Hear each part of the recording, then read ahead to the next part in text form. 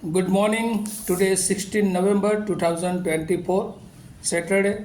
Wisdom of Word of God morning ડિવોશનમાં ફરી એકવાર આપ સર્વનો આવકાર કરવામાં આવે છે અને પ્રેમી સલામ પાઠવવામાં આવે છે. આજે સવારે આપણે નીતિવચનોના પુસ્તકમાંથી એનો 10મો અધ્યાય અને 13મી અને 14મી કલમ પર ટૂંકું મનન કરવા માગીએ છીએ.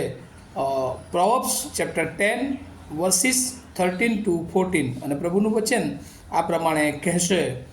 વિવેક બુદ્ધિવાળાના હોઠો પર જ્ઞાન માલુમ પડે છે, પણ મૂર્ખની પીઠને માટે લાકડી છે.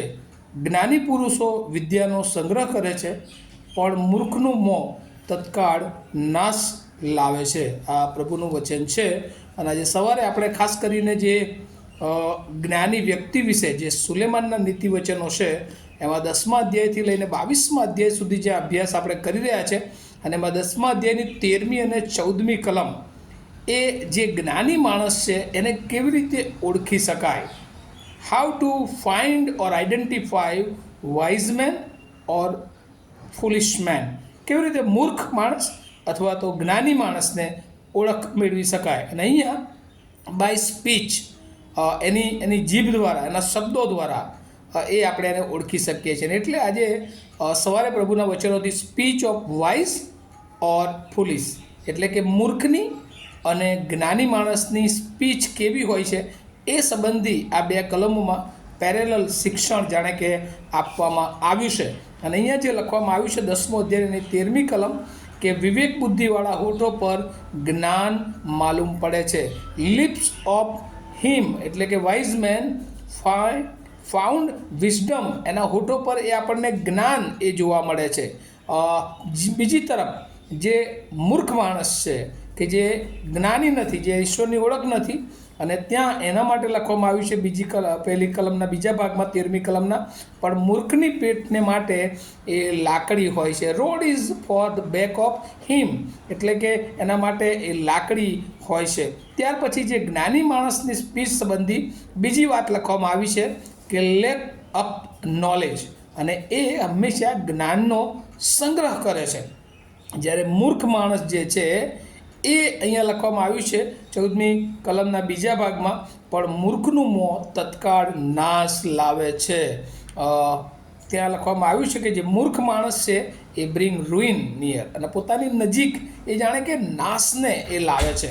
અને આ વચનો વધારે જો આપણે જોઈએ તો જે ખરેખર જ્ઞાની માણસ છે, ગીતશાસ્ત્ર 32 અને 8 અને 9માં પણ આ સંબંધી લખવામાં આવ્યું છે કે જે જ્ઞાની માણસ છે એની જે સ્પીચ, એની બોલી અને એ સંબંધી ત્યાં લખવામાં આવ્યું. જે જ્ઞાની માણસ છે એને ઈશ્વર કયા માર્ગે તારે ચાલવું અને એ હું તને શીખવીશ તથા બતાવીશ, અને મારી નજર તારા પર રાખીને હું તને બોધ કરીશ. એટલે સમયે સમયે ઈશ્વર એ શું બોલવું એ પણ એ જાણે કે શીખવે છે.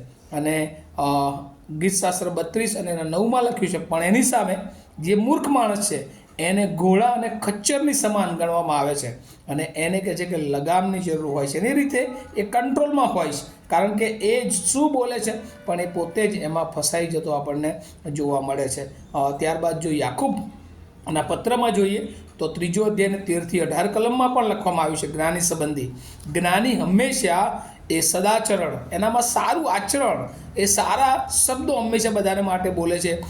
નમ્રતા દ્વારા એની કરણી એ પ્રગટ કરે છે. એટલે સારું આચરણ, એ નમ્રતા એની સ્પીચમાં પણ હોય છે, એની બોલીમાં પણ હોય છે. એ હંમેશા બીજાઓને માટે સારા શબ્દો બોલે છે, સારું વિચારે છે, સારી રીતે એને ટ્રીટ કરે છે, અને એ કરણી દેખાડે છે. અને એ રીતે એની જ્ઞાની તરીકેની ઓળખ એ આ પૃથ્વી પર આપણે જોઈ શકીએ. જ્યારે બીજી તરફ જે મૂર્ખ માણસ છે, જેનામાં જ્ઞાન નથી, એ હંમેશા ઘોડા અને ખચ્ચરની જેમ એને ગણવામાં આવે છે બાઇબલમાં.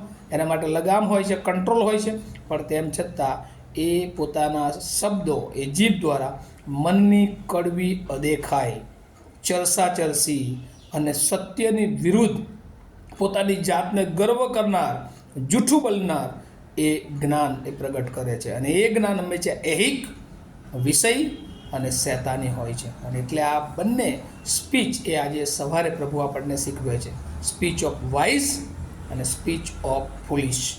આપણે આપણા જીવનને તપાસીએ કે જ્યારે આપણે બોલીએ છીએ ત્યારે શું એ બીજાઓને માટે એ આગળ દોરનાર, બીજાઓને ઈશ્વર તરફ લઈ જનાર હોય છે, કે પછી આપણે બીજાઓને માટે એ મનની કડવી અદેખાઈ, કે પછી ચરસી, કે પછી સત્યની વિરુદ્ધ, કે આપણી પોતાનું ગર્વ અને માટે આપણે બોલીએ છીએ, અને એથી આપણે ઓળખાઈએ છીએ કે આપણી પાસે ઈશ્વરનું જ્ઞાન છે કે કેમ, એ જ્ઞાનની ઓળખ છે કે કેમ, એ આપણા જીવનની નમ્રતા હોય, એ સારું આચરણ હોય, અને એ આચરણ જ થી વિશેષ આપણા શબ્દોમાં પણ, આપણી કરણીમાં પણ એ લોકોને દેખાવું જોઈએ. અને આજે સવારે પ્રભુ આપણી પાસે એ અપેક્ષા રાખે છે કે આપણે જ્ઞાની બનીએ, પણ એ જ્ઞાનીની સાથે સાથે ખાલી દેખાવથી જ્ઞાની નહીં, પણ આપણા શબ્દોમાં પણ એ જ્ઞાન એ બીજાઓને દેખાવવું જોઈએ, અને તો જ પ્રભુ એનો આશીર્વાદ આપે છે. અને આજે સવારે આપણને બધાને એ એવા માણસ પ્રભુ જ્ઞાની બનાવે કે આપણા હોઠો પર હંમેશા